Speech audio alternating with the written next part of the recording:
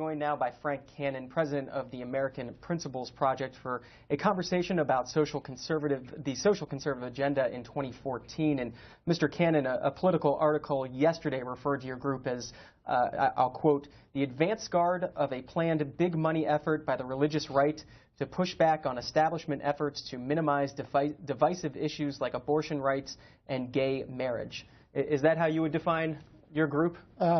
No, that wouldn't be my self-definition. There are two aspects to what we do.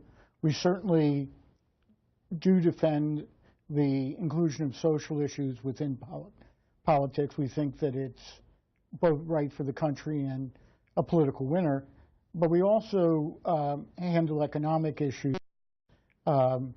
We try to push for an economics that is more centered on working families and working people rather than just on the business class and large corporations, Wall Street. And where does your group and social conservatives right now fit into the Republican Party? A different Politico article about your group noted that social conservatives have been largely relegated to the sidelines as the business wing of the GOP establishment wages a bitter and expensive struggle against the Tea Party for the soul of the Republican Party. Well, let's start with the idea that the Tea Party is not totally distinct from social conservatives.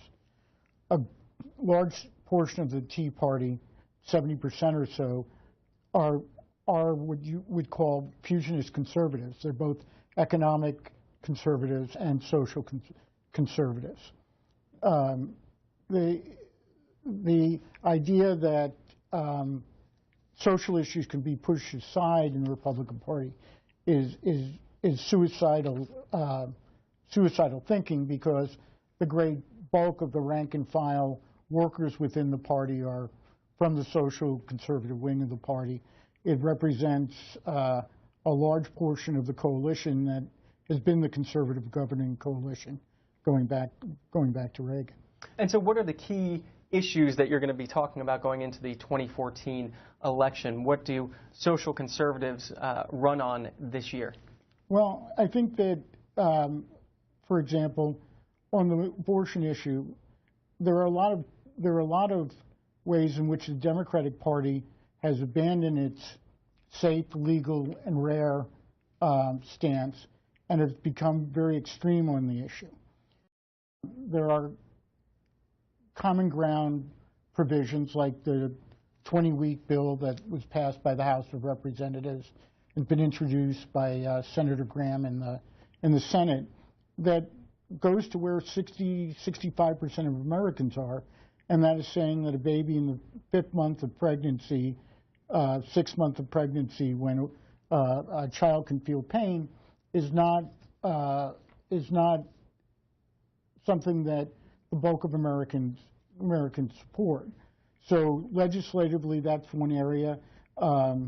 Sex selection abortions, government funding of abortions, they're all areas in which a great majority of the American people believe that the social conservative position is the right position.